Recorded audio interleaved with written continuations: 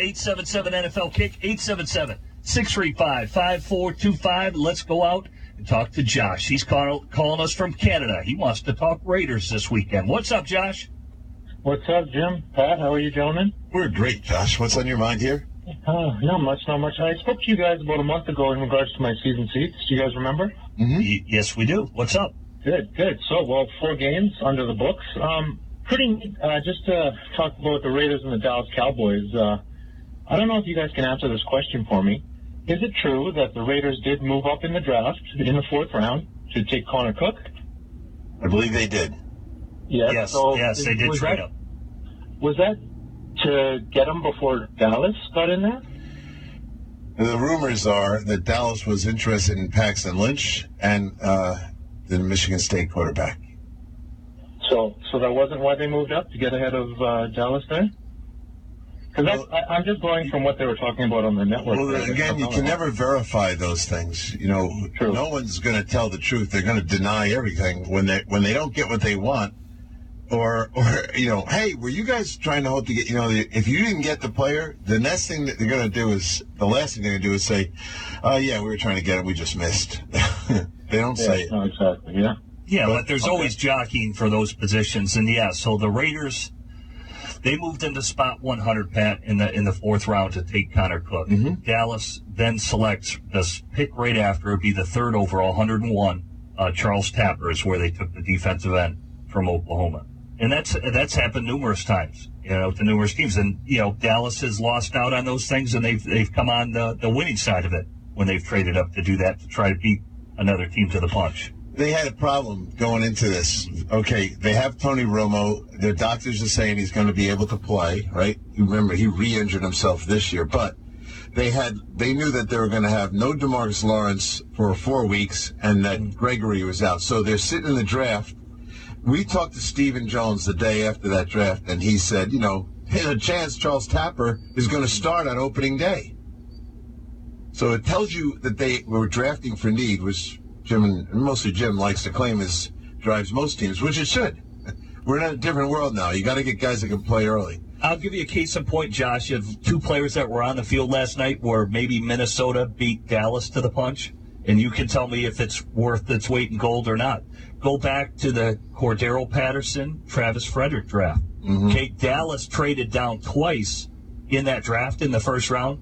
Minnesota jumps from the 2nd round into the 1st, I think it was the 28th pick, to take Cordero Patterson, and then Dallas at 29 had to take Travis Frederick. And everybody killed Dallas with that selection, but supposedly Jerry Jones was smitten with Patterson and wanted to select a wide receiver. How does that look now? It's Patterson who? You know what I mean? Yep. And Travis, last night, they did a good job on the TV of showing you how he can reach a one technique to his front side. So a lot of teams, if the nose tackle's offset to the side you want to run, they don't run that way because the centers can't reach the guy. And so what they end up doing is checking opposite. But that guy, he did some job on the one techniques last night. He was proving how great he is. And I mean, up until I think 2 years ago, Patterson was supposed to be the next greatest thing since sliced bread. So it's funny how just time, I guess, works its way around. I do have another question for you, gentlemen, just quickly, if you can get to it, in regards to Aldon Smith. Is he going to be on the field at the same time as Irving and Mack, or is he going to be kind of I don't want to call it sub, but just a rotational end? I would think early to get him caught up to speed. If that's the case, that he's reinstated, I don't want to put the cart in front of the horse. Correct. Yeah. But, I would think they'd probably have to give him a pitch count early, and then ultimately you'd like to build probably a NASCAR package where all 3 of them would be on the field. Wow. They'll get to the point where they can get them all on the field together because there's enough physicality with those guys that you can get one of them inside, especially on the split end side. You should be able to move someone in and get them both coming off the edge. You're not going to sit there and say, well, we shouldn't put them out there together. You're going to get them out there. Good. Just for a matchup, some sort of kind of score, maybe coming off both the same side. But Alden's greatest success is when he's been set up by a big tackle end. Remember Justin Smith? Okay, yeah. He set up Alden a lot in San Francisco. Just single coverage or man. Justin was smart enough to run a stunt game and set it up so the guy was coming free a bunch. Nice. We'll see. Yeah. He'd almost take 2 blockers with him. Mm-hmm. Do you gentlemen, do you guys like the play of Joseph there in Oakland at safety? Do you think he could cover if we did make the playoffs? And I am one of those guys that don't like to put us there yet. But if we did make the playoffs, do you think Joseph could shut down a top-tier tight end, single coverage, from what you have seen so far? Because, I mean, I've been watching. He may let them catch the ball, but he's bringing them down. So, well, there it is.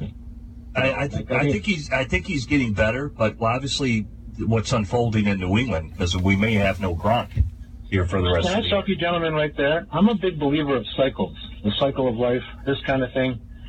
Wouldn't it be something for the Raiders to meet up with the Patriots? Kind of Tom Brady, we bring him into the league. Tom Brady, we bring him out of the league, sort of thing. Wouldn't that be good for the NFL, don't you think? I think it'd be good to be in a championship game and it snowed. And we'll find out what happens. The funniest thing, because when that game happened, I live here up in Edmonton, when it was snowing in Boston, it had the exact same weather pattern here. So we were kind of seeing the same snow. And I mean, it's still, to this day, I mean, we all know how I feel about Tom Brady, but we're, as Raider fans, we're licking our chops for the opportunity to play them again in the playoffs, that's for sure. Oh, it might even be in your place if they slip up here and you guys can't get home field throughout. So let's aim for that if you're a Raider fan. Well, I think to get to the caller, I mean, Carl Joseph has been playing better. I don't think he was in all that much the first matchup against Kansas City. I'll try and look at the snap totals because he was getting more and more play, but Kelsey pretty much tore him up in that loss to the Kansas City Chiefs. And then you look at the other tight ends in the AFC. I mean, New England obviously comes to mind with what Gronk does, but now with that back injury, he's got to get surgery, and reports are in the family reported this, the team didn't, that he's going to be done the rest of the year for New England. We'll get into that quite a bit more. We could break down their ball game this week, but just early thoughts on that.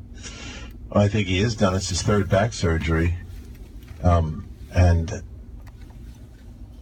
they've already designated Brissett to come back off IR, right? Right. So I don't know if he's going to be put on it, but at some point you have to be realistic about it. I was in a little bit of a conference call this afternoon. That subject was brought up, and it was the opinion of the person who was assigned that, dig out that information. His statement was, I don't believe he's going to play again this year. So we'll leave it at that. You can leave him on the active roster as long as you don't need the spot for somebody and hope that you figure it out. But 3rd back operation? I don't know, Jim. Maybe he's back for the Super Bowl or something like that. We can always leave it, on hope, but I'm not one to do that too much. I think you're at a point you got to just be realistic about the potential to get him back out there. These big tight ends, I was looking at Jimmy Graham and talking to you about the play that there was the fumble. These guys take, they're very big targets. Besides big guys and catch the ball in the crowd, there's an awful lot of shot area you can take on these guys, and they land up many times with 2 and 3 people taking a pop at them. The Mike backers closing, the Sam backers carried them, the strong safeties coming downhill at them. It's not a pretty world that they live in, and they do take a lot of shots, and they get in awkward body positions catching the ball a lot. So still on the Oakland Raiders, looks like Raiders placed DJ Hayden. He's been placed on IR, still waiting to see Mario Edwards Jr. He's trying to work his way back. He was doing some, off to the side activities that was posted on Instagram and all those things. And obviously for them, hoping to get Alden Smith back into the fold as well. We're going to take plenty of phone calls, 877-NFL-KICK, 877